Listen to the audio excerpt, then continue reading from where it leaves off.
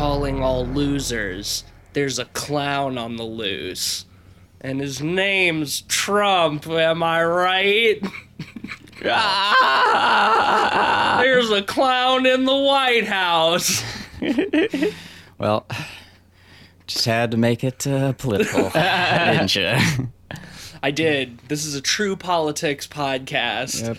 I'm the ritual of Chud, Matisse Van Rossum. I'm the big old lumberjack, Ben Sheets. Beep, beep. I'm Cleveland Mosier, and please stick around. I swear that's the last time. The last time you'll beep beep? No, I'll keep beep beeping. Oh. I'm sure about that. Well- We go for political, we go for the politics. Well, no, this is America's #1 politics podcast, and what is more political than Pennywise the Clown? I'd vote for him. I'd vote for it. Don't misgender Pennywise. It's true, it's true. Yes, I would also vote for it. It has some good policies. Eating kids. Eating children, balloons. Everybody loves balloons. I just think he'd get a lot done. Now we've brought up Trump and misgendering. This is just a great start. We're on a roll, baby. Oh, yeah. If you joined us last week, then you already know what this is. We're talking about It Chapter 2, the brand new 2019 film directed by a Mr. Andy Muschietti, starring Bill Skarsgård, James McAvoy, Jessica Chastain, and Bill Hader. 27 years later, the Losers Club returned to Derry to deal with that nasty old clown once and for all. Well, yeah, we went and saw it on opening night. We were the only ones in the theater. No, there were 2 people in front Yeah, of at us. the last second they came in. It was a bit of a bummer. Yeah, It we was- heckle the movie a little louder. We still heckled the movie did. a little bit, in fairness. But more discreetly, a little bit more politely. I was surprised that there weren't more people on opening night. I mean, I guess it's technically like soft opening night. Also, like, the 'Cause weather from the Thursday- hurricane was coming through. Yeah, I think that's a big help. It was such a light rain, though. We Oh, got yeah, I nothing mean, from the hurricane. yeah. It was nothing. But I mean, also there were 19 other screenings of this movie the same night. So No, this movie is getting an Avengers level opening, and it's weird. They have shows every like 15 minutes or something. So, I mean, I guess everybody else went to other showings. I was glad to have a mostly empty theater. It's always a little bit more fun. And I did have a lot of fun with this movie. Yeah, surprisingly, I had a great time. But to unpack it, I don't think it's possible without just spoiling anything. Oh, yeah. So, you've been warned. I will say there's a lot of fun in this one. It is bloated. It's almost 3 hours long. It's a little sloppy in the first act, especially. It definitely stumbles out of the gate. That being said, for its length, I wasn't bored. Never. Well, that's the thing. It keeps the relentless pacing of set pieces that the first one had. Within like every 10 or 15 minutes, there's a scare sequence, which keeps the movie chugging along throughout the time. On top of that, this movie kind of fixed some of the problem that I had with the first one, where they didn't have as much character development. Yeah. So much better. I distinctly felt midway through this movie that the first one is like a prequel for this movie. This feels like it, and the last movie feels like the setup. Yeah. And that being said, like, I do like the last one, but I was surprised how well this one adapted a lot of stuff in the book and sort of brought a lot of context to things that were missing in the first one. Yes. Did not expect that. I used the word recontextualize a lot in the last podcast episode, and buckle up, I'm about to use it a lot more again. This film completely recontextualized the previous film for me in so many wonderful ways. The first film is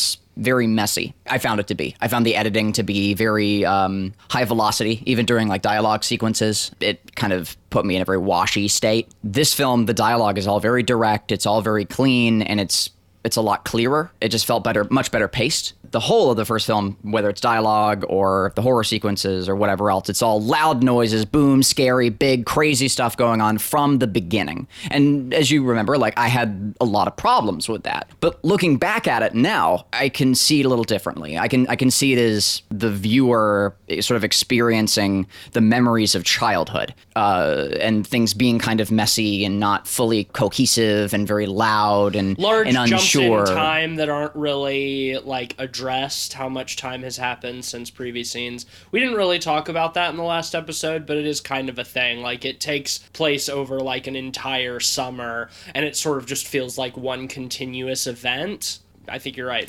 Sorry to interrupt. Oh, not at all. And I don't think any of us were expecting so many flashbacks to the kids. Yeah. You know, at the end of last episode, I was talking about, you know, with this one being focused on the adults, I was wondering how that would translate.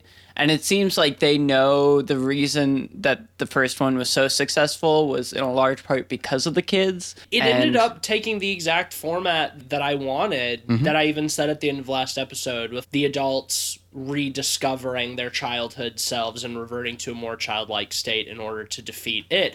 And that's exactly what the movie is. I was really shocked how much of the movie was like flashback stuff with the kids that I guess they shot at the same time. There was some repeated stuff. That was what I didn't like as much. Well, and the thing all is, of it was fairly necessary. there was I so didn't mind much it. kid material that I wonder if some of it was just cut from the first one, because while the first one is still long, it's about 2 hours long versus this one's almost 3 hour runtime.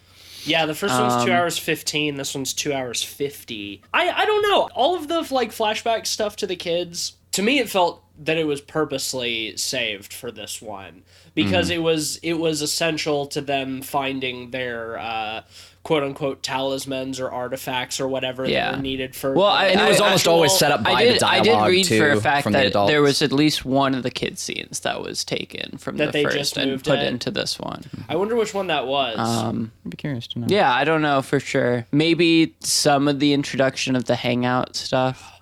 Yeah, that's what I would think too, because that was one of my weird concerns that I didn't talk about in the last episode, but like the first movie never addresses the clubhouse. Like, I thought that was something that from the book that they just nixed just because, you know, I guess they didn't find it important enough. And then like it's like a major part of the second it's movie. hugely important. And I did, in this yeah, one. and I was like, oh, nice. I'm glad to see that they did do that. I was glad to see it, but it was just like, but why didn't they establish it in the first movie? Oh, and the extra weird thing about it is that they set up a differing plot point with the smokehouse visions than in the book. In the book, they collectively have those visions and epiphanies as children about the ritual of Chud. The ritual of Chud is largely centered around the children's part, whereas this, it's all for the adults. Right. Is that what it's called in the book? The Ritual of Chud? Yes. Chud. Okay. It has the U has an umlaut. Okay. That's why I made the Ritual of Chud joke earlier, because I thought it was funny. It was funny. Yeah. I was confused because that is experienced because they smoke up the clubhouse. They turn into like a smoke hut. And they introduced the ritual part first, and it's like, oh yeah, I guess we're just not getting the clubhouse, because they do the whole smokehouse thing with it, and they get the ritual as children, and they introduce that. And then we get the house anyway. Yeah. Very interesting. And the recontextualization is strange, but I didn't have a problem with it in the context of the movie. I wouldn't have if it didn't key into one of my big complaints about this film. Overall, I loved it. It's going to get a good rating from me, but I did have one big issue, and that is... Let's jump into that then. Yeah, Mike. Yeah, let's get it out of the way so I can rave about everything I love about this film. We all can. Oh, I definitely had some problems too. sure. So like, The big one is They didn't fix Mike. not only did they not fix Mike, they just moved him into another token position of being a shaman. No, I thought that was so annoying. It was rubbish. Like They turned him into Dr. Exposition. They turned That's but all he was They in turned him this into movie. Doctor Exposition, and they turned him into like the old black shaman like stereotype. Like, it's awful. man, Like, and it's I'll tell you just what awful. too. Like, I thought the visual effects of the scene when they're hallucinating 10 out was of 10. really The cool. vision, 10 I thought the out of vision 10. scene was really Like cool. the way It's it's set badly up handled, is yeah. very funny unintentionally. Yes, 100%. Like it's That is not in there's the a book. lot of sequences in this movie that I felt were funny unintentionally. I'd be curious to see what you thought was and was not. There's several examples I have. The first one that comes to mind is in the first act with the Chinese restaurant. They all have their fortune cookies with words on them. And they finally yeah. put it together. And then all of a sudden, all the fortune cookies start rumbling and little monsters come out of them. The way that worked in the book and So- and in the 90s movie is that they each took their fortune cookie and they broke it open and there was some kind of like little horror inside that was like specific to them. The whole thing with like the words and figuring out like Stanley just couldn't cut it or whatever was the phrase. Like I thought that was really unnecessary. That being said, the little creatures that came out of the fortune cookies, I thought great design. They're right out of the book. And The baby cricket. yeah, like Oh the my weird. God. Well, it's a fly specific because like It's like a 'cause- locust. yeah, because like Mike hates flies, and what is it? Is it Eddie who sees the eyeball? Yeah, with the tentacles. Yeah. Right, Yeah. that's in the book because he's a kid and he sees it's not an Ed Wood film, but it's one of those like with a giant eyeball. I think it is an Ed Wood film, isn't it? It might be. Like the crawling eyeball or something. Yeah, like like and that's Yeah, which yeah. I forgot about that This from the book. this movie. Okay, another one of my complaints in the previous film was like, oh, I wanted to see a lot of those cool like 1950s horror things, and we actually got most of them like in this movie. But now they don't really have any significance. But I didn't mind; they were great. They looked awesome, and frankly, that's enough for me. Speaking of that, we have the bike thing that you were talking about Yeah, last we time. got it after all. With Yeah. no context. You Right. know, it's fan service for people who've read the books. Cool. Yeah. It had no significance for me. It just was a There's weird... a lot of those little. Yeah, I it's like noticed- he grew up in the 80s, like, you know, what's Yeah. the Lone Ranger? I noticed a lot of those little like fan servicey things that even stood out to me as like that would have no context for people who haven't read the book. Yeah. That they just decide to throw in every now and then, like the beep beep Richie thing. Mm-hmm. Pennywise says it once in the first movie. Yep. And then Bev says it once in this movie. Yep, it Yeah. never No established. context for Yeah, that, it's just yeah. thrown in, and whatever. I know it was. I'd Just, rather at that don't point care. I was I really already don't care. I went into this movie like so checked out. I had the lowest of low expectations going into this film. And so when I got things that I wanted to see in the first movie, yeah, I was happier for it. But to go back to the Chinese restaurant thing, it highlights something that I think of with a lot of the horror sequences in this movie are the visual effects are AAA, high quality, really well executed and stuff. well designed too. But I think a lot of times the tone of the scenes are a little off. That scene in particular, while the creatures are cool, I don't think it's a very scary scene. I think it could have been. I think the way it was handled though was just so sloppy. It doesn't help that it ends with Mike picking up a chair and smashing everything in the room, and the waitress walking in, and us just getting like a straight up like sitcom wide shot of them all cowering and screaming, and Mike smashing a table with no monsters or creepy things in sight. It's fucking hilarious. And then- I loved that part. Oh, yeah. And then I they definitely just laughed. Not leave. scare, and then right, and then they just leave with no explanation. consequences at all. Yeah, somebody just looks at the waitress is like, "Oh yeah, we'll take the check," and she just like nods and walks off. It's like, are you kidding? Yeah. like the cops would be called. I have two funny points for that. First off, this is not my actual answer. This is my comedic nerd answer, and that's, well, you know that dairy is already designed from the beginning to ignore everything that's going on because of it. My actual answer is probably that Ben just paid for all of it because he's a super rich architect. Well, they're all rich, is the thing. Right. They're all wealth. Like that's right, part they're of all the well thing is off, that yeah. all of the ones who left Derry all ended up successful. So yeah, like they would have just paid for it. I did like that scene with them leaving the Chinese restaurant ends with like the kid who appears a few times, who's one of my favorite things about the movie. That kid comes up to Richie and he says, "What was the line? It was something from his act, but out of context, it sounded sinister." later. Like the fun's just getting started or something like that. Yeah. And after this whole thing that they just went through, Richie, who is, we should mention, is played by Bill Hader, who does a fucking fantastic job. Masterfully. They all do. They all do great. I was really impressed with the cast in this one too, just like I was with the kids. But Bill Hader just like gets down in this kid's face and just starts like screaming. Grabs him by the collar. Just, like, grabs him by the collar and starts shaking him, and the kid's just like, the kid who's probably what, like 9, maybe 8 or 9, just like, dude, it's from your act. I'm a fan. And then like his parents walk up, and Richie's like, oh, do you want a photograph? And the kid's just like, I don't think I do. Not anymore, yeah. No, like the kid's delivery on that is so fucking perfect. Yeah, it's too good. I love that kid because even though he ends up dying really horribly on screen later, like the rest of the movie, his purpose is just for like various members of the Losers Club to behave absolutely insanely at him. Yeah. Because he's the one that with the skateboard later with Bill that Bill finds on the street. Yeah, It so just like grabs and just starts shaking him. Stay away from the storm drains! That was like a Nick Cage level. Oh, yeah, scene, yeah, right? yeah, Like, that yeah. was just like absolute. it was bonkers, and it left loved me it. so baffled and displaced because much like how the Chinese restaurant, like that sequence ends with all of them recognizing that the horrors in front of them are not real, and then just sitting through it and like and just experiencing the horror when the waitress comes in and like the waitress not acknowledging it, and them just like dealing with that horror. In this sequence with the skateboarding kid, in the book, Bill makes friends with him.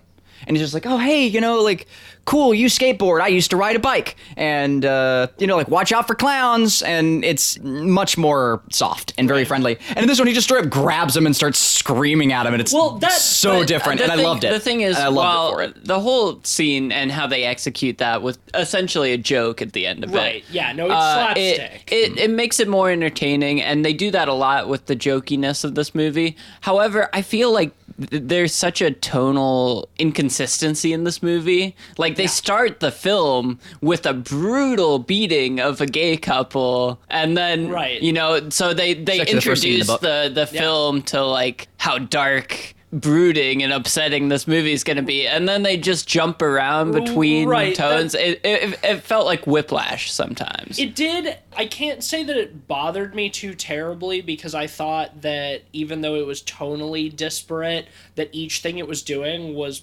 pretty good enough that I was entertained by it, even if it was like whiplash.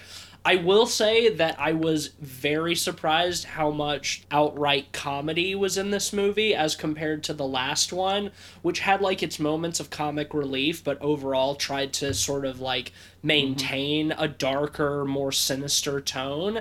And this one is just, for like many scenes, is just a straight up comedy. The majority, of this film is comedic. And like even a lot of the really intense, like supposed to be scary scenes, they'll end with like a punchline. That being said, a lot of those punchlines are times that I laughed really, really hard. So like they landed. It's an interesting balance. I think specifically of the scene when like Henry Bowers tries to kill Eddie in his hotel room. And like Eddie hides in the shower and then like stabs Henry through the shower curtain. As he's leaving the room, as Henry is like lying on the ground with like a knife in his heart, and he's just like, cut the fucking mullet. It's been 30 years, dude. And just leaves. And it's so funny. Yeah, well, it's amazing. The thing is, like, the humor in this movie, it's so cathartic. It is, It always comes right after a big scare scene. And even if they're not always the most effective, the comedy, it hits harder because of And in fairness, even in the book, like, certain of the characters, like Richie and Eddie, sort of use humor as a coping mechanism to an extent. Richie especially. Why don't we break into that and how that is sort of the core theme of the novel? You have to, take these fears and convert them into laughs.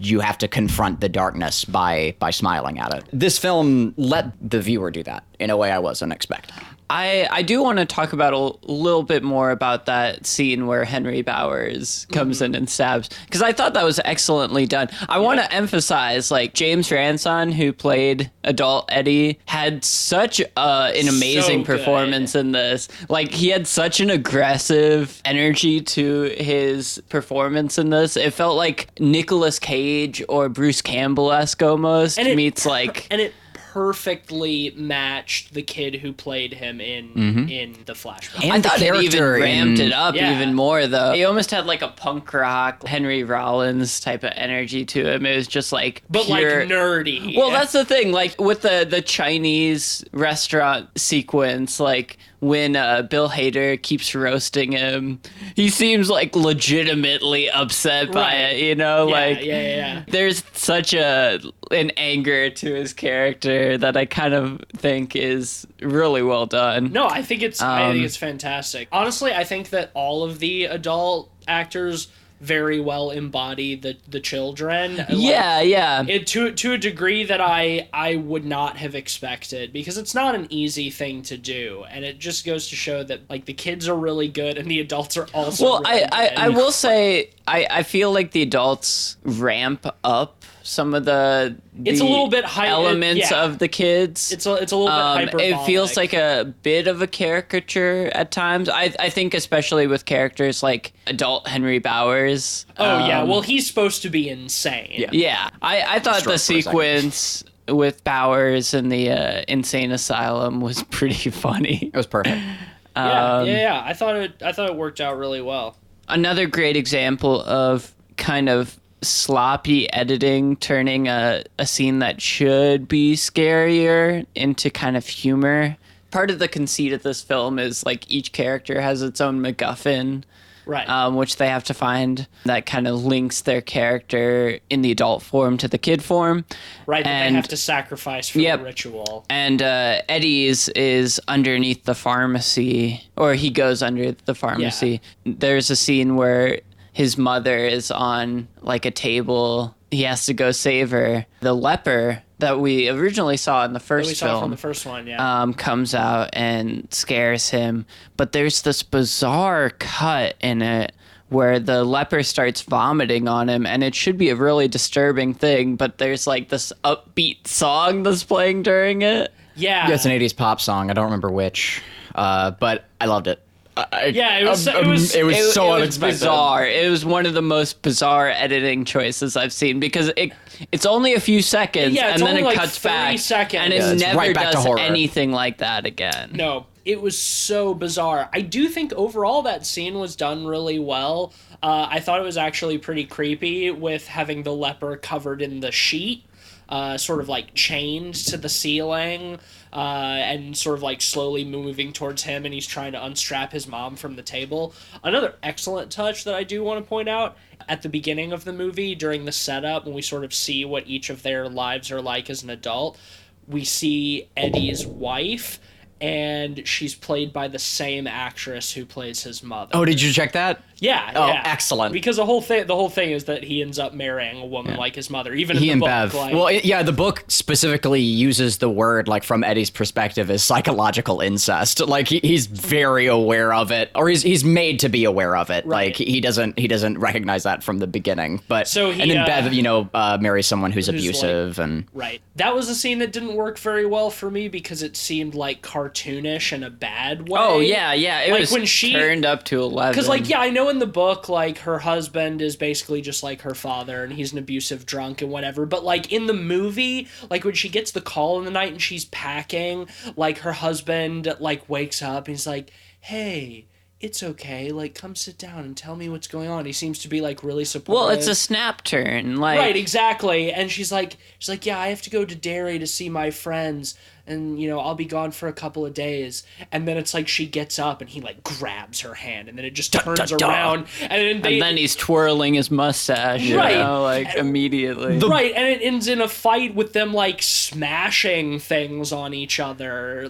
one of the cool things about that chapter is it's written from his perspective. Right. Well, so because we get him, like, from the beginning being like, like, she, I've already made it clear she's not allowed to smoke. Like, and that's, like, the whole bit. in the book, because he's really like, he uses that as an excuse to be abusive. He plays more of a role in the book too, because he's one of the characters who ends up being possessed. He never comes back to Derry. Who comes to in the film? Her. Yeah, exactly. I mean, they sort of relegate all of that into just Henry Bowers, which for the purpose of the movie, honestly, I think is fine. See, I think it's okay. That is a change that I wholeheartedly support. I think it's in the book, it would have been way too much. But for the movie, it's too much. Yeah, like to have was it Audra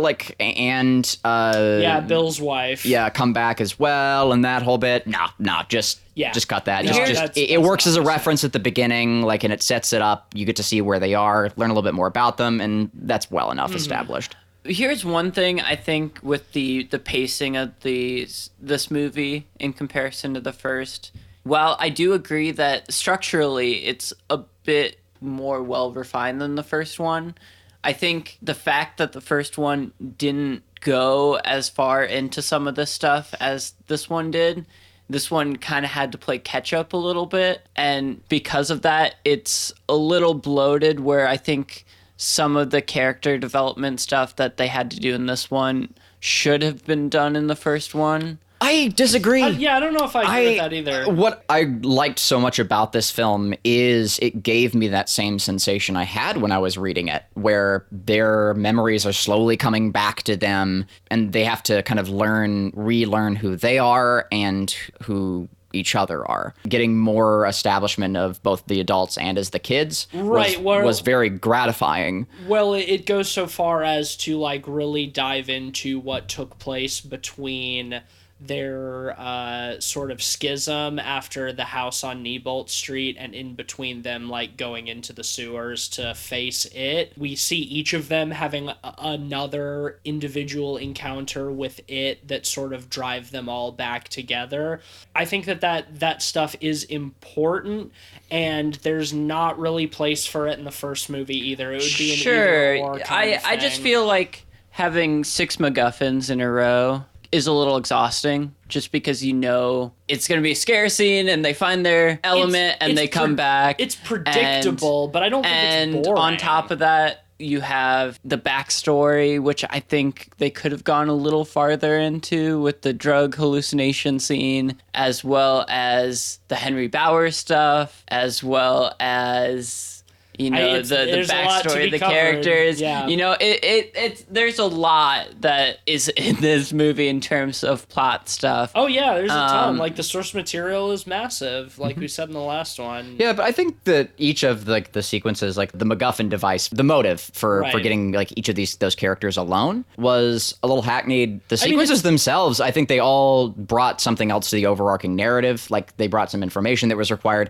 and also they were all really fun. Even the one that was like overplayed in all the trailers with Bev and the old lady. I actually really liked how it's done. I loved it bits, and I wasn't expecting to. Yeah, it's one of those things where they show a lot of it in the trailer, but you don't get to see the best parts. No, they just give you the setup. It's just Yeah. like the projector sequence being used in the trailer in the first one. Like they still save the best moments from it. And I thought the Granny monster was horrifying in design. She real spooky, man. Another highlight of the many visual effects. I even like where it goes after that, when she sort of runs into the hall and it's all like dilapidated. Yeah. And she sees Pennywise in the form of like the circus performer, like putting on his makeup. Oh, it's great. I thought that was scene was awesome. Also, awesome. how shining was that too? Like the epiphany with like seeing the old photograph. Like I thought it was like very tongue-in-cheek. Yeah. They have a direct reference to The Shining in dialogue at one point. Yeah, when Bev is in the bathroom and the monster is smashing in the door, and at one point he says, "Here's Johnny," straight up. Oh yeah. And that felt That's a little what it was. weird. Yeah. A little on the nose. Yeah, was it's a strange. little on the nose. I don't give a shit. All of Stephen King's novels are supposed to take place in the same universe anyway. I don't fucking care. Yeah. It's one of those things where it's like it's a little too nudge, wink, wink. Yeah. But it doesn't. It Little doesn't matter too in the long term. fan-servicey. Yeah, I agree with you, Cleveland. While I will also concede that the artifact MacGuffin is very predictable in the setup. It's all kind of like, oh, here's one of them alone. Here's something spooky happening. Here's them overcoming it. Here's them getting their artifact. You know, it's very formulaic. So it's not particularly creative in that sense. But I think each one is really well done and really entertaining and provides something different that feels individual to each of the characters that they're happening to the extent that I didn't have a problem with it. The framing is very simple, but the detailing is nice. Yeah, and that's the complex. thing. Like, I think the framing is a little exhausting. However, the scenes themselves, for the most part, are very well done. Right, enough and that- that's what holds me through it. It's the kind of thing that, because it's so formulaic, that if it was done more lazily or just worse, then it would be like really exhausting, I think. But the fact that like it's all handled really well from a filmmaking perspective, the creature design is usually pretty on point, and there's some great spooky moments.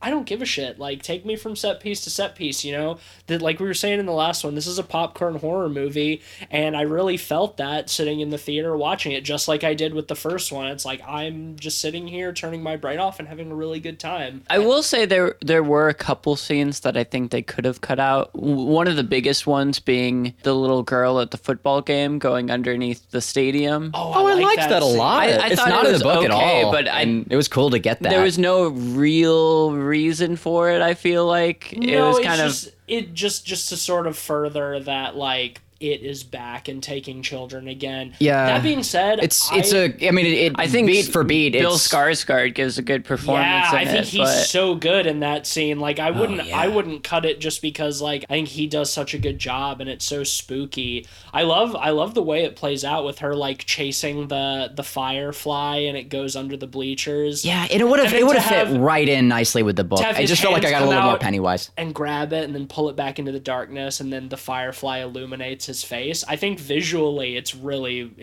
excellent. Yeah.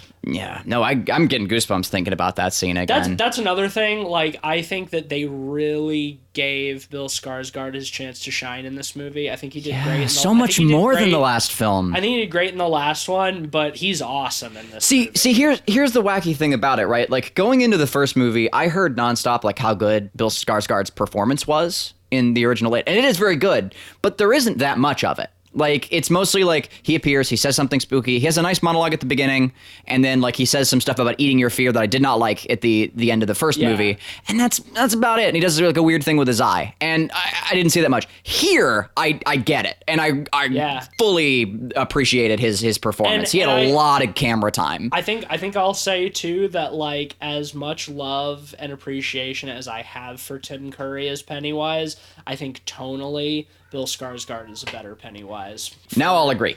In terms of, like, faithfully adapting the book in a way that I think that is believable in terms of tone, I think Bill Skarsgård nails it. I will say, like, in Tim Curry's defense, I think a lot of that has to do with like time it was shot and direction and bad script, right, like etc. And it's like I think Tim Curry could have been like today a phenomenal Pennywise, but that doesn't exist. This does, and I do. Well, yeah, because in this movie, Pennywise is like the opposite of Jaws. We get him like every 15-20 minutes in this movie. Well, he's also they don't save him at all. He's also definitely more of a character in this one. Where, like, in the first one, he's the monster and he's the threat, and that doesn't change in this one, but he also feels like a legitimate character that I think makes his undoing at the end more satisfying, because you feel like you understand him a little bit better. I think that, like, the whole climax scene, which is huge, it's such a long scene. Yeah. I think it's great, though. Yeah. I loved it. Yeah, I loved it. I think it's really well done. At the risk of continuing to go back to the book, it's hard not to because it's so good. But I was surprised to see that the ritual of Chud was represented in this film at all.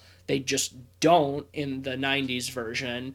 I assume because it's a little bit too esoteric and weird. I think they give, in this movie, a very bare bones, surface level, easy to understand version of the ritual. As someone who hasn't read the book, Yeah. it was still very esoteric and weird. It's a little in bit this weird. movie. In the book, it gets into even weirder things. It's like a Native American ritual where, like, you and your enemy are supposed to like stick your tongues out and then you bite each other's tongues and tell each other jokes to try to make the other one laugh, and whoever laughs first loses. So in the book, there's this whole thing about like going down into its lair and basically like locking astral tongues, biting astral tongues, and like fighting against each other on metaphysical realm that I don't know how you would literally adapt in Okay, yeah, I'm glad they didn't do that. Yeah, it'd be an absolute mess.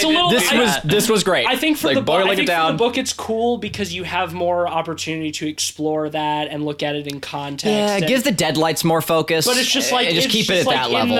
In the movie, it's like there's just not time for that, and it's hard to depict visually. Speaking of like the weird metaphysical stuff, cutting the turtle was a good call. I know that like this movie did a lot of stuff to play for laughs, but that would have been too They much. do some visual nods to the turtle, like in the first one when he goes into Georgie's room and he has the Lego turtle. Like they acknowledge the turtle, but that's just another one of those fan servicey. Yeah, good. That's something I'm okay with just being left to a fan servicey reference. I agree. Because you could still see it as like, oh, the turtle's like there watching them. It just never makes its presence known, and that's fine. Like, So that's great. Anyway, my point is that like I was surprised to see the ritual interpreted at all in the film, just because of how it's handled in the book. So it hasn't come from Mike and been so shamanistic. I think that was a little sloppy. That the scene where he drugs Bill and Bill has the hallucination that gives like the backstory. Visually, it's of, like, 10 out of 10. It coming to Earth and like being with the stop motion. Cool. I got to see stop motion in a major motion picture. Yeah, like yay! It was rad. Like, it was rad. Yeah, like Harryhausen shit. More, please. I think it was brought up with CG as well. Well, of course, it was enhanced and like it was lit. I couldn't tell like how much of it was and wasn't. That's very good. Like stylistically, it was stop motion, and that's enough for me. It was a cool sequence. I will say the build up to that sequence with Mike at the shaman. Terrible. Bad. You know, terrible. Yeah, no, really messy. 0 out of 10. Really messy. sloppy. It's the fact that like it's edited so well and the visual effects are so cool that really saves that scene. Otherwise, it would be. And normally that's not enough for me, but in this case, it was. I was okay with it. Well, that's the thing. Like, I think the visual effects save a lot in this movie, and just because they're so good, and for the type of movie it is, it helps too. If this was like a cerebral film, like I don't think that would save it. But since it's such a popcorn horror movie, the great visual effects really elevate the horror sequences. If they had tried to make the Chinese restaurant the Jade Orient or whatever it's called, Jade of the Orient. If they had tried to address that sequence as like true horror, I think it would have been pretty rough, because the CG stuff, it looks great conceptually, it's very cool, but it's so surreal and strange. It's cartoon. It's just not scary. It doesn't actually make me afraid to see like a weird crawling eyeball. It's spooky, but it's not actually horrifying. So playing it for laughs is a safe bet. At least I get the crawling eyeball from the book. I get to see that. That makes me happy. And I still am feeling something. Yeah, honestly, like, I think the most legitimately, like, scary stuff is mostly all Pennywise. Not so much his projections. Like, the old lady... I thought was really scary. You know what sequence I found surprisingly spooky was the adult Richie sequence with the lumberjack. Oh, I didn't find it spooky, but I loved the style of the that execution scene. with all the people behind him just staring. It's so good, because the first movie like faked me out thinking, because like in the first movie, like we do get a little bit of scary lumberjack with it like turning and looking at him or something. I thought that they were just going to reference it and leave it there, and I was kind of bummed out because like that's a great scene in the book, and you got it. Well, yeah, you got it doesn't the even scene. in the first one. It doesn't even move. He just runs past it, and there's a shot of the lumberjack of him passing it. It doesn't move at all. Yeah, does it? The first one, no. I love how that whole scene, once he sees Pennywise, like it all desaturates. Yeah, I thought the color grading was super interesting. It was weird. Like those like really old first attempt at color photographs where they're really just like dyeing things in like blues and reds and stuff like that. Yeah, like hand painting the frames. And that was another scene where I thought Bill Skarsgård was really good. Yeah, when he's sitting on the statue's shoulder, like talking to Richie and sort of like mocking him. That was awesome. Yeah, just perfect. I have a big point. Go ahead. It carries back into my opening part about how this film recontextualized the first one. There's that word again. First off, in the book, one of the key points is that they sort of return to their childhood states. Right. Bill gets his stutter back. Richie starts like kind of doing those like silly impressions and etc. And his hypochondria gets worse. They all kind of they revert. The past, especially like as it comes to the final confrontation with it, where in the book it's expressed at the same time both as children and as adults. Right, going back and forth. And how the chapters you end mid-sentence and then they go into the childhood part. Everything becomes sort of blurred and combined. And there was a very, very cool stylistic thing this movie did to blend the two timelines.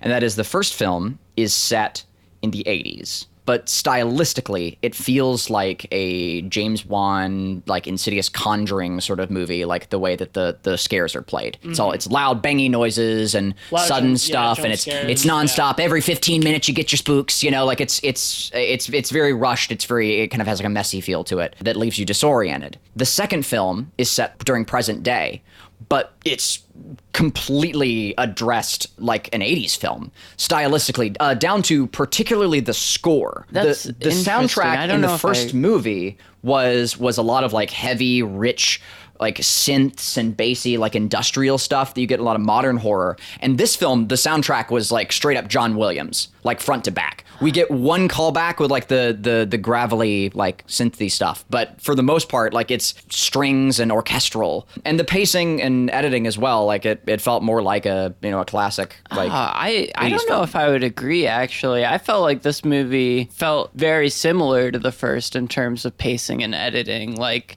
in terms of structure of scares, even the score for the most part. I don't think it screamed 80s to me, really. Like you had some of those weird needle drops. It had a lot of the same musical motifs as the first. It felt very similar. I just think like during the creepy moments with it in the first movie, it's all like spooky industrial gravelly, like cinder blocks being pulled, and here like we were getting like strings. It felt more fantastic.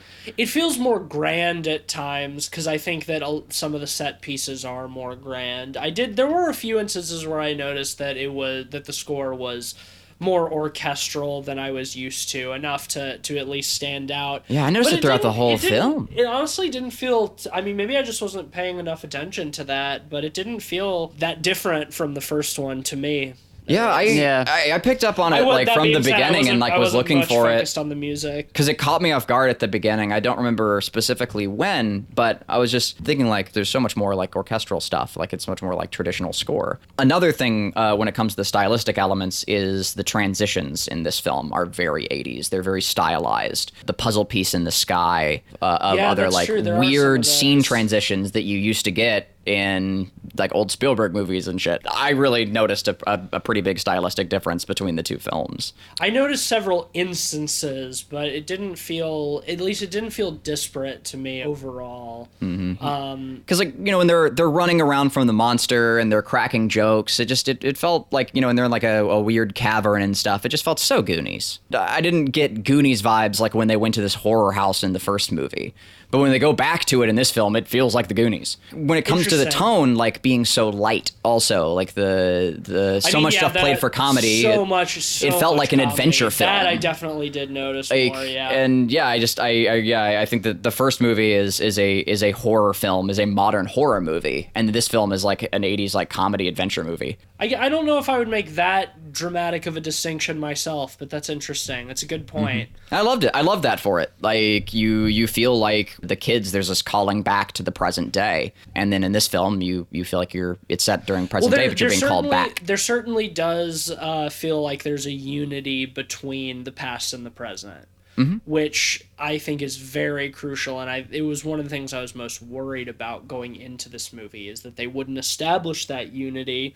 It would have just been a completely incoherent mess if they didn't, I don't think. I would agree with that. But yeah, go back and listen. At some point, if you find yourself watching them both again, I probably will. I'd like to watch the first one again, like after seeing this one. I'd definitely like to see this one again. I'd keep an eye out for that. And maybe I'm crazy. Maybe I'm losing it. But and hey, hit us up on Twitter. Let us know. Yeah. But yeah, I really felt stylistically this one was much more akin to a classic 80s film. So, what did y'all think about the big clown spider at the end? Great. I liked thought it it was more. fun. I liked it more than I initially thought I would. Because in the book, its true form is just a big astral spider. Yeah, and it's played for horror, and Right. it is. Yeah, like it's got a big spider mouth and all the spooky eyes, and it's Yeah, like it's just a big astral spider. Yeah. And in this one, they just turned Bill Skarsgård into a Pennywise spider centaur. Yeah. Kind of real big. I thought it was for the movie. It worked. it wasn't scary, but it was fun. I was a little disappointed that I didn't get my I big think astral spider. But I think it's a little scary. I mean, I feel like the threat feels legitimate it in that feels like a sequence. threat, Yeah, for So, sure. like, Yeah, compared to like an actual like galactic spider, though, like it's still like Pennywise, who at that point is like monologuing. It's and less Lovecraftian than I wanted, but I'll take it for this movie. I think it's fine. No, I agree fully. I liked too that at that moment too when they all sort of run off and they're sort of like thrown into their own like separate hallucinations that they have to overcome or whatever. That felt like a decent, if very simplified version of like what battling it is like in the book. And I thought it worked really well, and I thought those sequences were pretty effective too. It was a little bit funny, but like the one with the dog and the doors. Oh, that one was yeah. just straight up comedy. I know! Once again. yeah, that was comedy. Like, they took the same conceit from the first movie with the doors. the not scary, Yeah. very scary doors. I thought that was especially too because when they're coming into the space. Its lair, Bill Hader's like, well, I hope behind the door that it's just a Pomeranian, like cute and fluffy. And then when he goes off with Eddie later and they're at the doors, they open one of the doors and it is just a Pomeranian. That was pretty funny. The one where it's sort of like a collective one between Ben and Bev, where he's like being sucked into the ground under the club, and she's like in Because the he's afraid of bathroom. dying alone. Right, and she's like in the bathroom stall and it's like filling up with blood, and then they sort of have to like reach each other. I thought him just screaming the poem at her was pretty silly. Oh, it was Yeah. trite. It was pretty bad. It was trite. That's a good segue into something I will just say as a blanket statement, that every time this movie tries to do sentimentality, it falls flat on its face. Here's what I'll say. I think it was intentional. I thought about it, You think and so? I do. I think that this film, its entire goal is to make you laugh at it. And when I say it, I mean the film as well. And I think that those sequences were played to that was their design. Those They were played sequences, a sappy lot as of those hell sequences I for was you to not mock. laughing though. Yeah, I I feel just thought like it was bad. they did them with sincerity. Yeah. I don't think they were trying to go for I think that the them- characters were sincere. Some of them were a little bit goofier than others, and the ones where I could actually laugh at it was okay. But there were a lot of those just like really sickly sincere moments where I just did not think it worked. Like when they're gearing up for the final battle, and Richie goes into the synagogue and he has like the flashback of like Stan's bar mitzvah where he gives like that really rousing speech. yeah, I ugh. thought that was awful. Yeah, that was I thought bad. it was so bad. I think It part does of- mock itself at the end, where he does say like "fuck all y'all" and like kind of runs off with the mic. But hear me out real quick. I'm agreeing with you guys that it wasn't effective. I liked him running off with the mic, but the sentimental stuff, for the most part, shouting the winter fire stuff, the way the movie just ends with sentimental stuff, the monologuing. is There were a trash. number of times where they play up sentimental stuff and the strings come in and everything gets like a golden filter over it, and it feels like a pharmaceutical ad. it feels It's- like a fucking Hallmark movie. Yeah, it's rough. I don't think it worked, but I do think it was intentional. That's weird because those are like the only times in the movie where I wasn't having fun and laughing with or at it. I just don't think didn't find they're those executed entertaining. well. I thought it was just even like, if this is terrible. Yeah, I don't think they're intentionally executing it. I feel like To they're trying laugh to be. at, I felt like they were trying to I be feel like they genuinely just sentimental. executed it poorly, so it didn't ring out true or well. I agree that they're not good. I think one of the things that makes it feel a little more intentional, I would argue, is the fact that this movie is generally campier than the first one, Yes. you know, that makes that stuff feel equally campy, but I don't think they intentionally tried to make those scenes campy. And that's the I don't thing. really think so I think either. they tried to make them sincerely touching. You know, That's the and- impression that I got as well, and that's why I didn't like them, because I couldn't reconcile that tone, and I thought it was so sloppy and and like schmoozy too, and like for a sickly. movie that's more self-aware than the first one, I felt like those scenes were the least self-aware. Yes. Well, see, that's the thing, right? Like, and one of the key reasons that those scenes felt so out of place and also did not work is because anytime the horror is played up in this film, it's disarmed. Right? Like this film, practically it makes an attempt to train you to disarm the fear, to make jokes at it, to Right. not take it seriously. It's a fucking mummy. It's not scary. Like it's 3 spooky doors. There's a Pomeranian behind it. Fuck you. And Right, because that's how you have to beat it, is make it funny. yeah, what that ends up doing is it puts an almost like a cynical filter.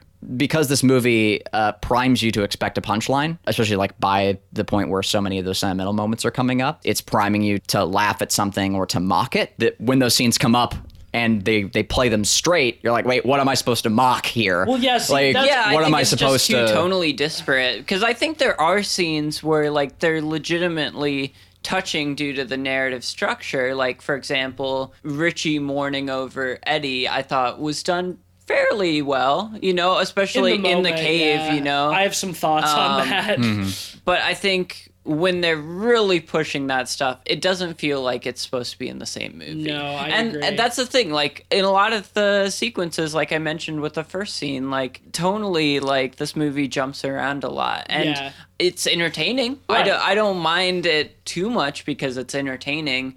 But it gives you whiplash sometimes, and it kind of undermines some of the effectiveness of some scenes, especially with the sentimental stuff. I disagree with the whiplash considering the opening sequence, because the opening sequence is very much in tandem with the tone of the entire first film. The horror is just played for horror. It slowly disarms that throughout the course of the movie. So I thought it worked. Like starting with that same kind of fear, you know, I went in expecting, and this film primed me with that opening scene to expect the same tone. And by gradually introducing like so much comic relief, I loved it, and I was subverted in a very good way. Yeah, I think that scene was valid. What was not valid about that opening scene was that they took even more agency away from Mike by having it be the one that encourages them all to come back directly. Yeah. Like Mike decides to call everyone because it tells him to, not because he decides to. And in the book, there are multiple chapters of him sitting around trying to decide whether or not he should call them. And finally, he makes the decision himself, and he steps up to the Right. plate. And here, it tells him to do it so he doesn't get any control over the scenario, and that's all taken from his character. I think you make a really good point in how it kind of transitions its tone from the tone of the first film to the second film in the first act. But I think the first act is the sloppiest in part because of that, because it is transitioning between the two. It's kind of a jarring Yeah, it's a jarring transition, and it's a little messy. It ends up in the right place, I agree. But I think because it's doing so much of that legwork, turning the serious horror into a bit more of a jokey, campy horror. No, I think it definitely stumbles in the first act. Like I wasn't like fully on board with this movie until probably right after the Chinese restaurant Same. scene. Like the comedy in that, I laughed so much at the end of that, and then him meeting the kid and just that kid being awesome. That's sort of the part where I'm like, yeah, I'm on board. But it's like the whole first part where like seeing each one of them individually, it felt so truncated and just like, okay, we're moving on to the next one, we're moving on to the next one. And it's like getting them all together. I'm like, this is, I don't know how this is Well, going and to the thing be. is, that's like 40 45 minutes I don't into think the it's movie. that long. And you introduced all of the adults. Here's the thing. It is a pretty good way into the film, but it's 30 minutes in at least, yeah. Fortunately, like, there are several sequences leading up to those moments that do hold up well. The girl with the firefly is one of them. Yeah. Like, there are a number of scene and sequences that very well keep you wrapped in. Right. And also Henry Bowers breaking out of being helped out of the and mental also institution. literally Yeah. everything with the adults and their acting in particular. There's so much to key into. There's so much good there. Again, I fully agree. The first act, I had the same epiphany at the same time, being like, okay, you know what, film, I'm here for this. Yeah. And by that moment, and I was not until then. But for someone who maybe hasn't seen it before or whatever, I would still say that there's a great deal of good stuff in that opening part. Yeah. I think it'd be better on another watch. Potentially. I'm not sure, because the last one I was very high on after seeing it the first time, and it depreciated with multiple viewings. So there's part of me that's a little bit concerned that this one's going to be the same. Part of it is just the spectacle of seeing it on the big screen. I think part of the reason I loved the first one so much for the first time I saw it is because it looked great on the big screen. I want to sort of finish wrapping up talking about the climax and then get into the very ending, because I really have some problems with the very ending. But before we do that, let's mention the cameo from Stephen King really quick. Oh yeah, good idea. Before we jump into the climax. Loved that. I thought it was great. I remember coming back from this movie, you mentioned, Tease, that it's kind of reminiscent in a lot of ways of like the Stan Lee cameos in Marvel movies, which I usually roll my eyes at because I'm not a big Marvel person, but I am a big Stephen King person. Well, and this one was fan. fun. I like this like it wasn't crucial to the movie at all, but it was fun. No, well, I mean, it's Bill's walking through town and he sees his old bike in the window of like a thrift store, and so he goes in, and Stephen King is like the old man running the thrift store. It's perfect because, Bill is the writer character. Right. And so we get to see like the actor Just that about Stephen all King of like Stephen wrote King's himself books have- into, like interacting with himself the into guy. just And about all of his I'll say books, this, yeah. and I said it in the car too, like it is very masturbatory. That same idea of like, oh, hey, I'm the guy who wrote the books and you're a writer in this movie. And hey, look, all these Stephen King references, and here's Stephen King himself. And it's very hokey, but it's done fun so way, well, yeah. and I loved it. Well, especially because Stephen King or his character sort of mocks Bill because he recognizes him. He's like, "Hey, you're the writer, William Denbrough, right?" It's like, "Oh yeah, I just finished reading one of your books. Thought the ending was terrible," which is okay. I'll just skip into this because that's the segue I needed. That's a running gag in this movie, is that Bill doesn't know how to finish his story, and that people don't like the endings of his stories. People love his books. He's a horror writer too, but they always hate the ending. Right. That's why I think it was And I intentional. hated the ending of this movie. It's intentional.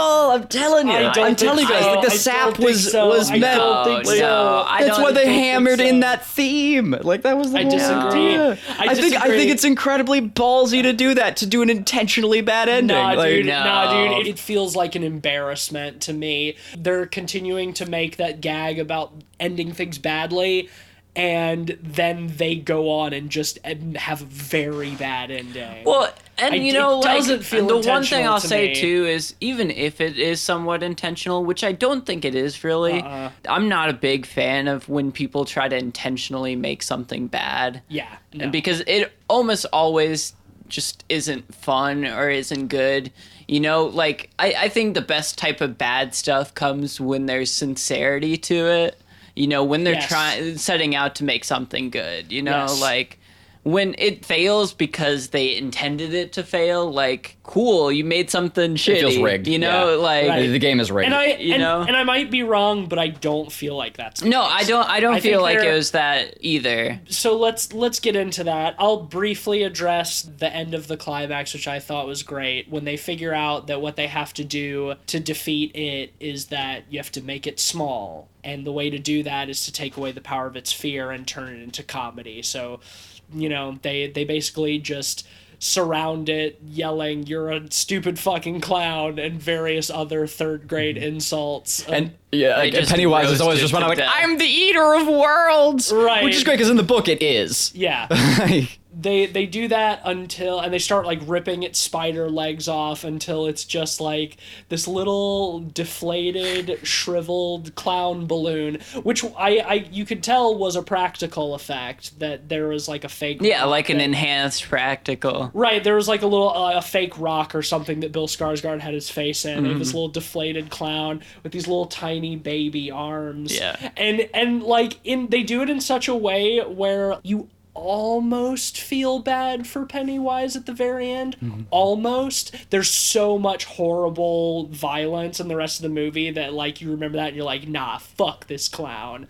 But like they do such a good job of making him seem like so pathetic and weak. Then they just like reach in and like rip out his heart and just all squish it collectively, which is what they do in the book. They pull the spider's heart out, but they do the same thing. I thought that was dope. I thought that whole scene was really, really well done. And then another 20 minutes. And then another, Oh, not 20. At least 15. There was a 15-minute denouement for sure. I'm not saying it didn't feel like 20 minutes, but it wasn't 20 minutes. It's so bad. It was so sappy, and we just see, like, everyone and what they're doing now. Fucking Ben and Bev are like shirtless on a yacht in fucking Portugal or some shit. Yeah, Monte Carlo. Yeah, and it's all with the narration of Stanley's suicide note that he sent to all of them. That's like, big yikes. Like, I did this because I knew I was the weakest and that if we weren't united, we wouldn't defeat Pennywise. So I was just removing myself from the board. I don't think I need to say that that's not in the book, but that shit ain't in the book. Like, fucking what? I hated it. It's awful. It's awful, and I agree. I thought it was literally the worst, and I wish they hadn't done that. Stan's character is tragic. He's supposed to be a tragic character. I don't even think that goes through all of this horrible stuff as a kid, and then as an adult, when he's called to go back and put himself in danger again, that he's too weak because he's always been too weak, and he kills himself rather than go face it. That is supposed to be a tragic thing. It's supposed to be like, fuck, this could happen to all of us. We're not united. You know, it's supposed to break them. And for then that at the end to be like an act of heroism, removing himself from the board. Well, that's the thing. I don't even feel like feels like it doesn't feel like it has that much narrative sense to it either. No, it doesn't. Because they emphasize so much in the movie that if any one of them leaves, like, they're all dead. Right, that they have to stay unified. And that's the whole thing at the end, is that, like, the uncertainty. How are we going to do this without Stan? We haven't seen each other in 27 years. We barely remember any of this. Like, how are we going to be united enough to defeat it? And then for it to be like, you were united because Stan wasn't there, because he's a fucking pussy. Also, like, it implies that, like, Stan remembers the deeper meta of it when he left Derry, so he wouldn't. Right. Big old plot hole there. Well, like, that element is pretty sloppy in the first act, too, because they say they don't remember it well, but, like, they have various elements of memory of it, and it just felt messy. Any specifics on that one? I don't disagree. I think you're right, but I'm trying to remember one of them says, examples. "It's back, isn't it?"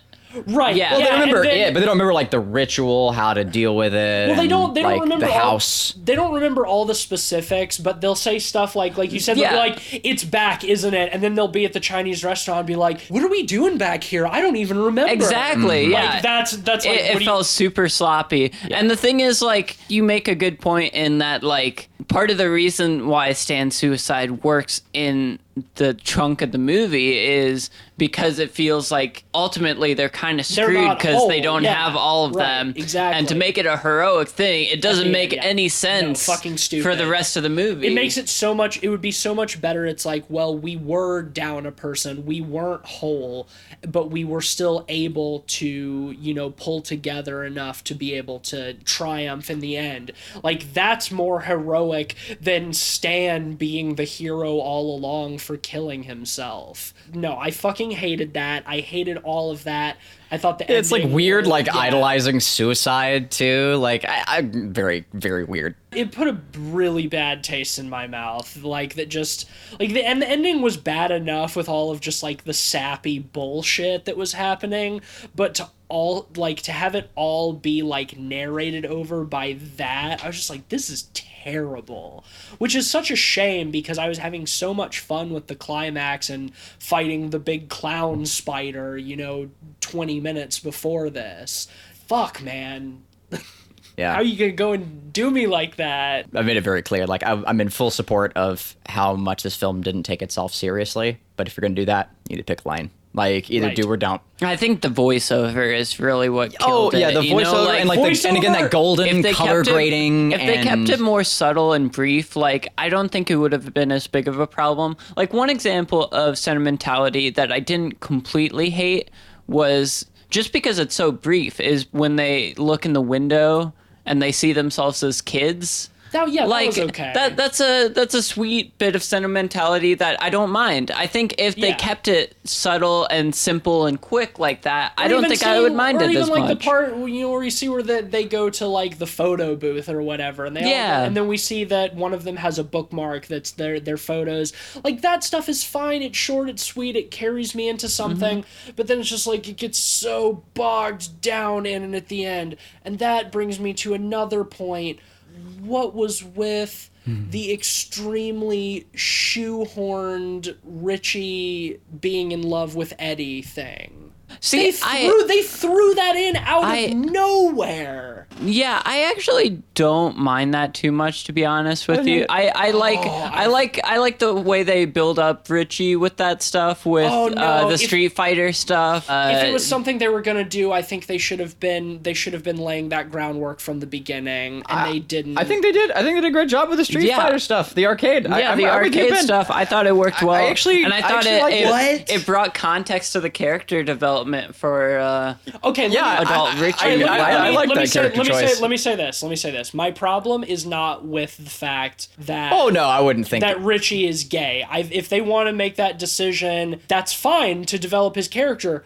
Cool, but start laying that groundwork sooner. Don't let the very first instance of that, where we get any inkling that Richie is gay, is at the arcade when he's playing with that kid, and the kid's like, yeah, good game, cool, and he starts to walk away, and Richie's like, oh, do you want to play again? And then Henry Bowers walks in, and the kid who he's playing with is like, I didn't know your town was so full of faggots. Like, that's the first instance that it's even suggested. And that's 2/3 of the way into the movie. And then at the very end, we see him carving his initial and somebody else's into the bridge. And then at the very end, we see Bill Hader go back to it, and we see, oh, it was an E, so he was in love with Eddie the whole time. There is nothing in the first movie that suggests that they have any sort of deeper connection than with any of the rest of them.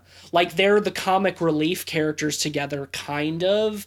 But yeah, they have a relationship in the first one. Like they have a platonic relationship because they're children. But I think not that has any sort of significance over the rest of the relationships that they have among the group. We never see anything that's like, okay, Richie and Eddie have a particular bond that others do not share. And it just feels like, if you're wanting to set up that relationship, then give it some time to grow, plant the seeds, and sort of let that blossom naturally in the story, rather than throwing it in 2/3 of the way through the second movie.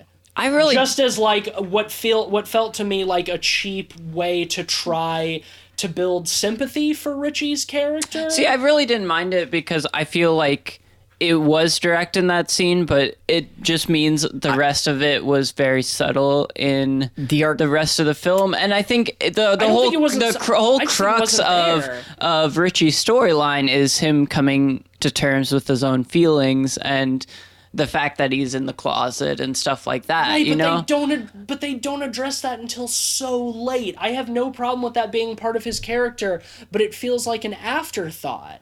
And I don't think that they were doing it so subtly that you don't notice it. I just think it wasn't there, because when they do suggest the idea, I start thinking back to like stuff in the previous movie and stuff in earlier in this movie, and it's like, what is there? Where is that suggestion? That I think I see like where you're coming from and what your issue with it is. It's specifically like we don't get any special moments between Richie and Eddie. Right, we don't have. Like we don't see them specifically of the whole collective of the Losers Club getting like any sort of moment, not to the same degree as not like a romantic moment, right? But just to establish that just having just the two of them in a scene, right? That they have a special connection. That there's like.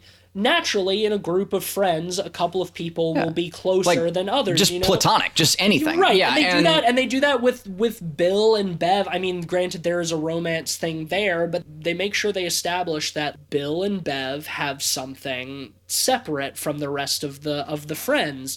And it's like, I think if you're going to make that such a part of Richie's character, like to try to elicit that like touching moment at the end, you know, where he mourns Eddie and goes back to the bridge or whatever, then make me feel like they had something before. You know, I think that is they the were solution. Trying to do some of that with how much he was roasting him in the Chinese scene. I think that scene is just sloppy. I think you mean like the first film. I do mean and I agree. Yeah. Like, and I think I have a couple of points. First off, I think that is the solution. I think that's all it needed, was just a very short sequence where we get a little bit more where, you know, there's just a platonic build-up between the two of them. Right. Literally anything. And that's it. In the first film, that's all. Because I did really like the arcade scene. Because here's the deal. Shitty, like, middle school age bullies do that.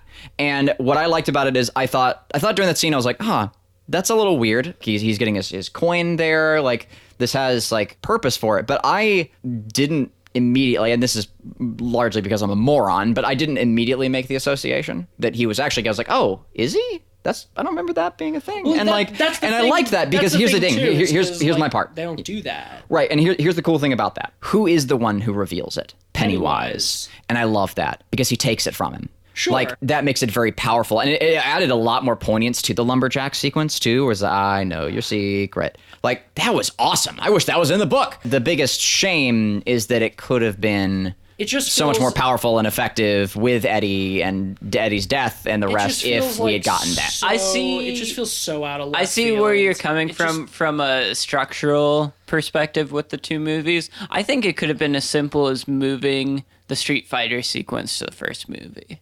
That might have done it. You know? I like where the Street Fighter sequence is. I really just feel like you're just getting more specifically Eddie and Richie's relationship.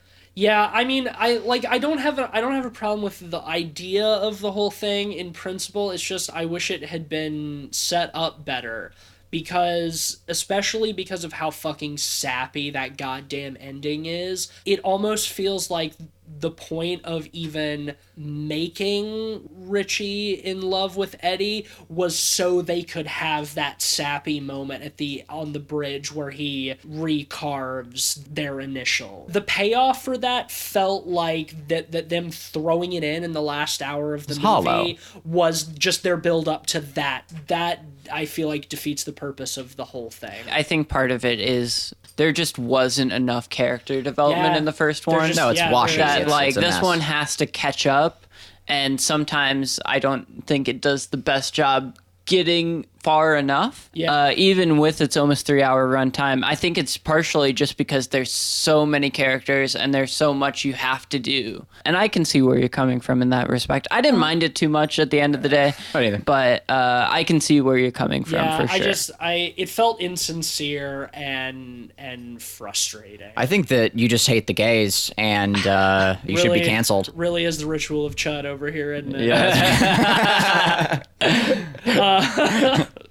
Yeah, I think that about covers it. We've gone on a really long time about this. A lot. There's a lot to talk about. Couple things I want to mention before we get into ratings. Stephen King mentioned, I read, that he specifically requested a scene added to this movie. I'm trying to figure out which one it is. Oh, he didn't say which? No. That's so Stephen King. God damn it. God, yeah, why can't you just say Steven? I mean, I think guess it was his own cameo. Yeah. I demand, Even more masturbatory. Just, yeah. I what demand cameo. Since I haven't read the book, I have no idea.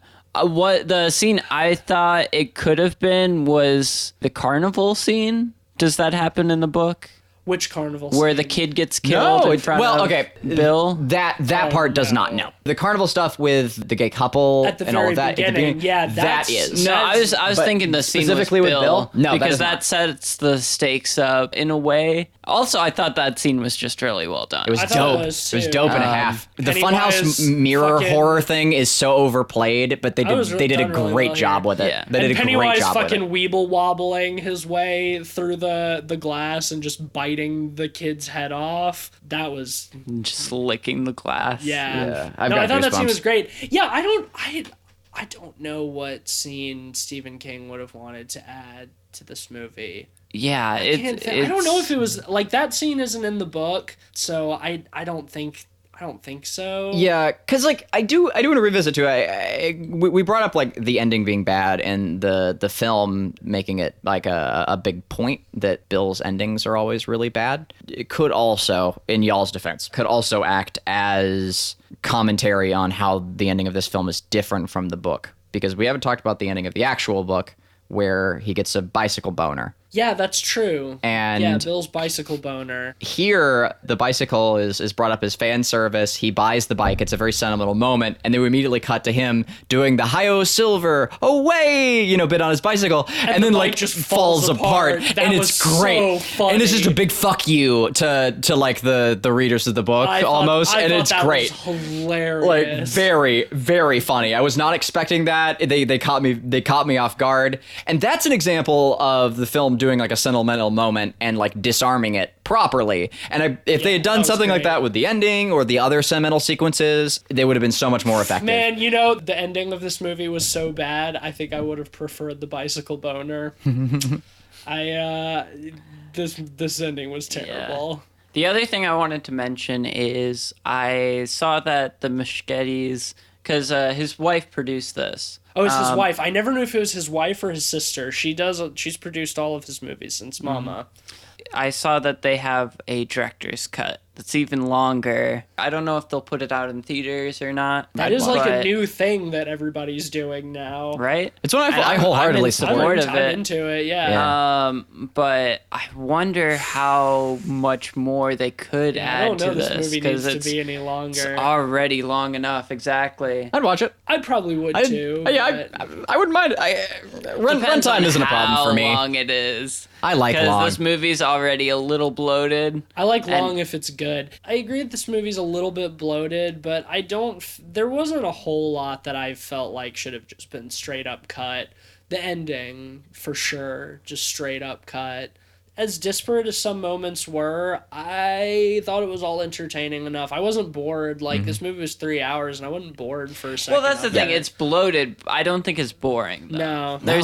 I think there's a difference there. I Yeah, think, for sure. There's a ton packed into this movie. But Yeah. it's all pretty entertaining. Yep, that's a good rating point. Yeah, Are we, yeah, do we yeah. have, is that Let's everything move going? in. Yeah, okay, let's do it. Yeah, for me, I think I do prefer it slightly to the first one. But if anything, it would just make me reduce my rating of the first one a little bit more, rather than give this one a higher rating. Because I don't think it's quite a 4.5, but it's going to be a 4 for me. Yeah, much like the first It, I was struggling between 3.5 and 4 for very different reasons. I think this movie improves on a lot of things, especially with character development. At the same time, I do feel like this movie is kind of tonally disparate and way bloated. Not that it's not entertaining. I think this movie is arguably more entertaining and fun than the first one. And I think the scare scenes, like, it hits higher highs than the first one. It has some legitimately scary scenes. Overall, I would give it a 4. I think it's about equal as the first one. It has its own problems, but I think it hits higher highs than the first one. So I'm going to give it a more confident 4 than the first one. It's very funny. TC said that watching this film makes you want to lower your rating for the previous film. Watching this film for me makes me want to raise my rating for the previous film. Where does it make you want to raise yours to? Because it kind of makes me want to lower mine to like 3.5. Yeah, See, I gave it a 2.5. I'm not going to. And now, but with the context I have from this film, like, and seeing what they were trying to do, and I got more 80s, and I got 80s the way I wanted it. I really enjoyed how this film was packaged. And again, largely because I was just expecting more of the same, like, loud, scary noise slasher stuff from the first film. Yeah, it just made me rethink the whole thing. I felt like the first movie is messy the same way that you remember your childhood. It's messy. It's all over the place. It makes no sense. No, I would raise it to a 3. And this film is so many of the problems I had with the first film left me feeling very hollow. I was just kind of bitter. But here, anywhere they differed from the book or they fucked something up or whatever else, it was always in a way that had me at least laughing at it and having a great time with it. Mm-hmm. And no, this movie made me feel things, and I really appreciate that. So no, I'm going to give it a 4. That's a unanimous 4 out of 5 for It Chapter 2. I do think it's funny that this movie sort of brought us to a middle ground on the first one. I still think the first one's a good one, and I'm not going to go through the trouble of like changing our ratings, you know? No, let him sit. Let him stay. There's no need to retcon stuff based on like rose-colored glasses from this movie. But well, I don't know if it's rose-colored glasses. I mean, like, we have the full picture now. Sure, but they released them as two separate films, you know. I just thought that's funny that that this film sort of unified our opinions a little bit more. It brought us together. It brought mine down a little bit, and it brought yours up, which is really bizarre. Yeah, mine went slightly down too. I feel 3.5 as well at this point. But like, yeah, the context is weird like that. The movie did what it did to the kids, right? Yeah. Like our own Losers Club, this film brought our opinions and our values together. I'm definitely curious sometime in the future to do a double feature. I feel like I will want to do that at some point. Hit me up when you do. Watch both of them back to back and see how it works as a literal whole. But I'd be okay with one of the streaming services picking both of them up and splitting them up into episodes even. Oh yeah, there's enough content for it that they could pull like one of those like Hateful Eight type of things where they just put it into multiple chapters. Yeah. And I think that structure might help it a little bit. I mean, we were saying in the last one, like, for the source material, really a mini-series is the way to go, just because there's so much. Speaking of fucking bloated, this episode is bloated as hell. Jesus Christ, y'all. Yeah. Oh, I do want to predict something. Okay. I want to predict that a lot of people are going to be displeased with this film for many of the reasons that we were pleased by it. Yeah, that's what I've been seeing just with initials. Because I've been avoiding any reviews or expectations of this film, but I just after watching it, not having anything else, I want to think that a lot of fans are going to be mad. I haven't read any critical reviews, but I've seen some people on Twitter pretty mad about it. Yeah, I think that some people are going to get angry about it, and I haven't read or checked anything on that. I just want to predict that because the changes that they made and the way that they mock the book at times will probably piss a lot of people off. I love it. I think it's a great way to differ from your source material, and it's dandy. But no, yeah, it's almost certainly going to piss a lot of people off. Speaking of predictions, yeah, we did predict this movie. I don't have final opening box office because, spoiler, we're recording this on its opening weekend still. It's Saturday, so I do have early box office results and Rotten Tomato results. Rad. So just to recap, Tease, you predicted an 88 for Rotten Tomatoes. Cleve, you predicted 85, and I predicted 80. Right now on Rotten Tomatoes, it's sitting at 66. Damn. Yeah. Okay. Well, there you go. That's my point exactly. Yeah. Holy shit. And so for opening weekend box office, again, this is early, so we'll get the final results next week. Tease, you predicted 130 million. Cleve, you predicted 170, and I predicted 82. And so this is just Thursday and Friday results, but right now it's sitting at 76 million. For just Thursday and Friday. Oh. Okay. I think it'll probably break 100. Yeah, I think so too, considering. Yeah, it might not now that it's getting some of those bad reviews. I don't know. Who's to say? The amount of screenings is going to do it a big favor. Yeah. Oh, fingers crossed. Well, let's do it. I'm still rooting. I think it'll have a break big Saturday today. Sunday drop off is questionable, but I think you guys will be much closer than I am. We'll have full results on that next week. Perf. What is our episode going to be next week, It's your Ben? choice. Oh, it's my choice. Yeah, so Rutger Hauer died like right before, like the day before we recorded my last choice, which was Jacob's Ladder, and I thought about changing it last minute, but I didn't. So for my choice this time, we're going to be watching The Hitcher, which is one of my favorite Rutger Hauer performances, period, and a fucking fantastic I'm excited film. about talking about The Hitcher, man. So we're gonna be paying tribute to the OG, my fellow Dutch countryman, the man Rutger Hauer. But yeah, so you can check in with us next week for that. I don't think we have time for a sponsor this week because we've been going on for a really long time. So all I'll say is the usual spiel. If you like the show, leave us a 5-star rating on Apple Podcasts with a nice review or anywhere else that you get your podcasts. Follow us on Twitter at PodPeoplePod, on letterboxd.com/podpeoplepod for all of the films we've talked about with our average ratings and links to the episodes. My Twitter is Mr. Van Awesome. And my Twitter is at Mr. Sheets. And you can find me at Light Arc Studio, tweeting relatively occasionally. You can also, of course, find us on our Discord and on Steam with It Stares Back, our excellent game. And we're still in the running, ladies and gentlemen. We came close the other day somehow to enter our Discord and mention Pod People, and we'll throw you a copy of the game. Yeah, check it out. If you like spooky, scary stuff, we got it for you. We got all the spooky, scary skeletons. Oh, yeah, and they will send shivers down your spine. All right, well, I think that'll do it. We'll see you next week, folks.